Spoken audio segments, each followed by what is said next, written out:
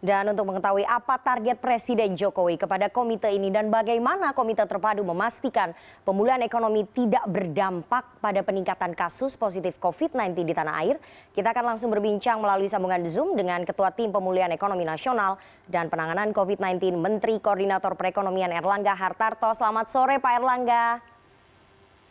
Selamat sore Mbak Rifana. Apa kabar Pak Erlangga? Alhamdulillah sehat. Oke, alhamdulillah sehat. Pak, langsung saja. Tadi saya sudah sebutkan di awal, apa sih sebetulnya Pak target yang diberikan Presiden Jokowi kepada Komite Pemulihan Ekonomi Nasional dan Penanganan COVID-19, Pak Erlangga?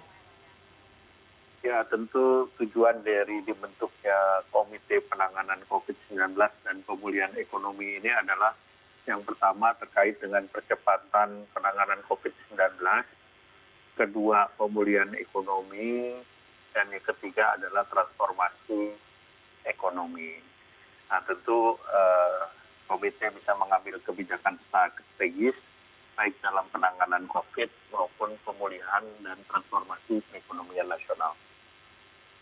Oke, Pak Erlangga, ini banyak sebetulnya yang bertanya-tanya, pemerintah membubarkan gugus tugas, Presiden membubarkan gugus tugas, kemudian menggantinya dengan lembaga baru, dan ini dinilai sebagai langkah pemerintah yang sebetulnya kurang berhasil, Pak, menangani suatu masalah, maka jalan keluarnya adalah membentuk lembaga baru. Bagaimana jawaban pemerintah, Pak Erlangga? Ya, pertama tentu di dalam setiap penanggulangan bencana ada 3 hal yang berdasarkan undang-undang perlu dilakukan, yaitu tanggap darurat bencana, kedua pemulihan dan rehabilitasi, yang ketiga adalah rekonstruksi. Nah, tentu berbeda dengan bencana-bencana yang lain pada saat pandemi COVID ini, dia tidak serta-merta terhenti seperti kalau misalnya ada gempa bumi, bahkan dalam kegiatan gempa bumi ada kegiatan gempa bumi susulan ataupun dalam bencana yang lain. Oleh karena itu pembentukan ini diharapkan akan ada keseimbangan penyelesaian persoalan. Jadi ini seperti dua mata pisau dari koin, di mana tentu penurunan COVID ini yang melindungi kehidupan ataupun safe life ataupun kehidupan masyarakat, juga kita harus melindungi daripada kehidupan bermasyarakat itu sendiri di segi sosial ekonomi.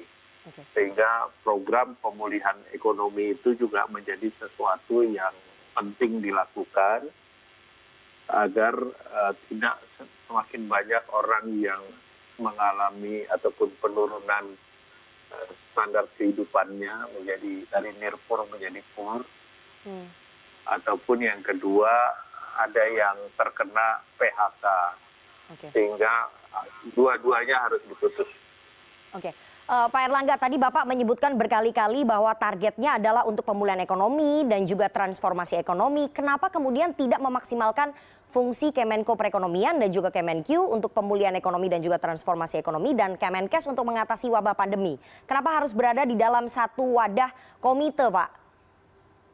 Jadi pertama di Kementerian Perekonomian itu punya banyak program dan tugas, dan di dalam program ini termasuk pembubaran 18 kelembagaan. Jadi sebetulnya yang dilakukan adalah streamlining, penyederhanaan.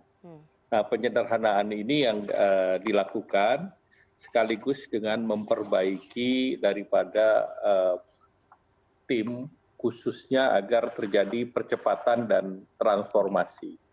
Nah, dengan demikian tentu akan penyederhanaan ini juga ada operasionalisasinya. Nah, tentunya dengan operasionalisasi ini berkaitan dengan pandemi akan menjadi sangat relevan apabila seluruhnya diharmonisasikan. Pak Erlangga, tadi Anda mengatakan bahwa ini streamlining, penyederhanaan diharmonisasikan di dalam satu wadah komite, tapi ada kekhawatiran ini akan malah memperumit birokrasi, Pak. Kemudian tumpang tindih antara kementerian satu dengan juga kementerian lain. Anda bisa menjamin itu tidak akan terjadi, Pak Erlangga? Justru ini adalah untuk melepaskan hal-hal yang sifatnya bisa tumpang tindih.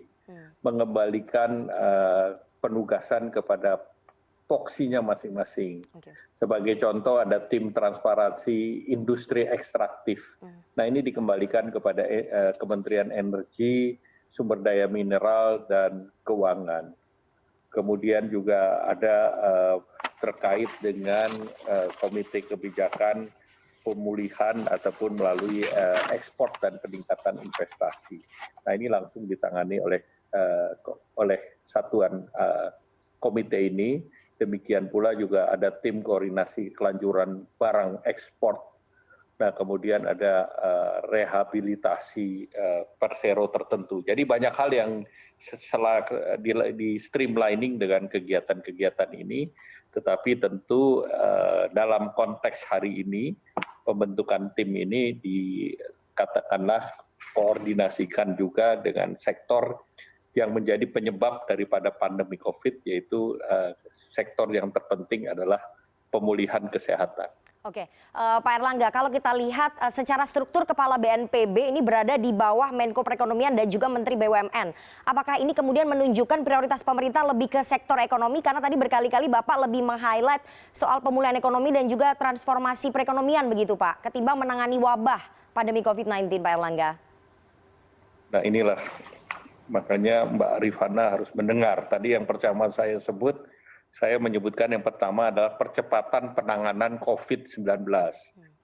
Kemudian juga arahan Bapak Presiden juga untuk menurunkan pandemi COVID ini, dan juga tentu memfasilitasi apa-apa yang diperlukan, termasuk penyediaan vaksin maupun penyediaan daripada obat-obat yang sifatnya terapeutik.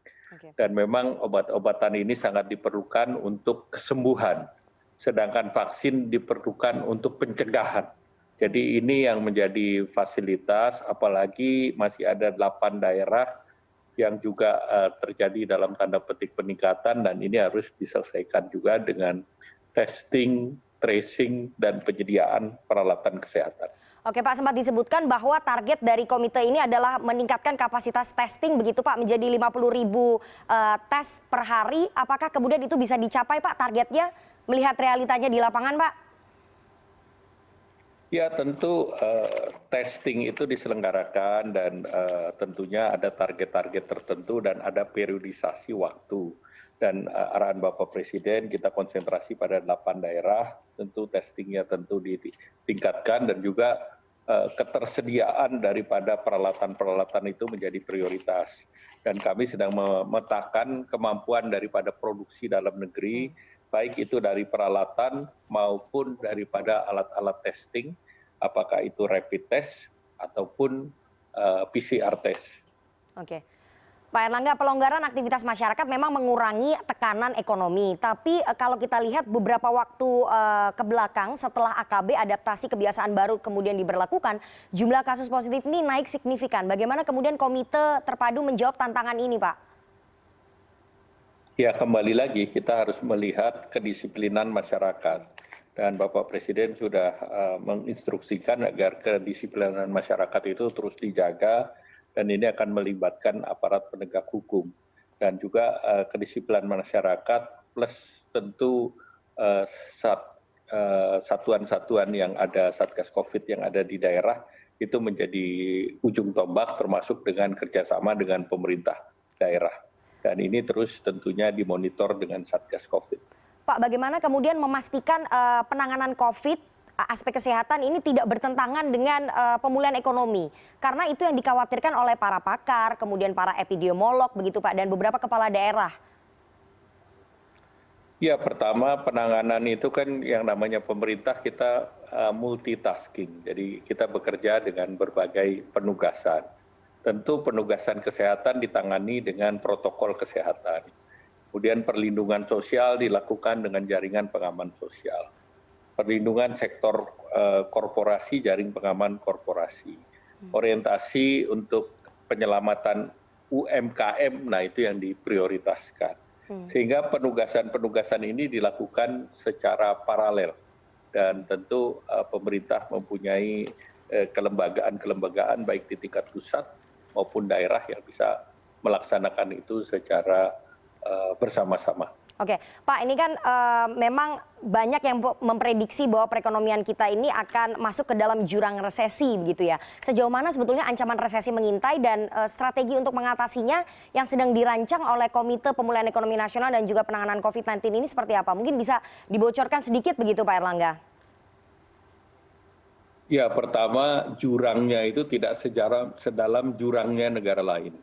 Jadi kalau kita lihat negara Thailand misalnya itu dalam Q1-nya dia Q2-nya sudah turun, demikian pula Q1-nya. Q1 mereka turun minus 1,8, Q2-nya sekitar 11,7, sehingga tentu, kalau Thailand 11,1, sehingga secara teknis mereka sudah resesi. Demikian pula negara lain seperti Brasil, Q1-nya negatif, Q2-nya negatif 11,7, mereka resesi. Demikian pula India sudah turun dalam minus 20. Sedangkan Indonesia itu di Q1 masih positif 2,97 atau mendekati 3%. Dan di Q2 memang diprediksi antara minus 3,8 sampai 5, tentu Menteri Keuangan prediksi sekitar 4,2, kemudian ada yang lain.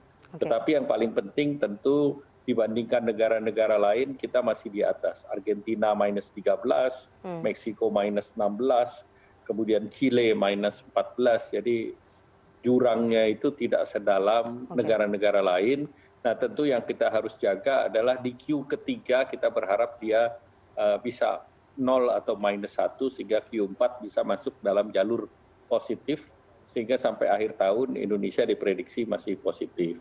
Untuk prediksi di tahun 2021 itu hampir berbagai lembaga, apakah itu World Bank, IMF, dan lembaga-lembaga yang lain termasuk Moody dan yang lain memprediksi Indonesia sudah berada di jalur positif.